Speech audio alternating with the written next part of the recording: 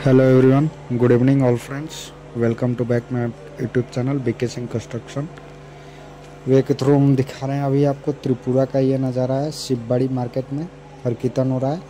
हम लोग घूमने के लिए आए हैं। खिलौना का दुकान देख के मन में बचपन का याद ताज़ा हो जाता है। दुकान को देख के ऐसा लगता है सारा खिलौना खरीद ले। पहले जब खिलौना खरीदने का जुनून था उस टाइम पैसा नहीं था अपने पास, और अभी जब पैसा है लेकिन खिलौना के साथ खेलने का उम्र नहीं है। यही होता है लाइफ के साथ।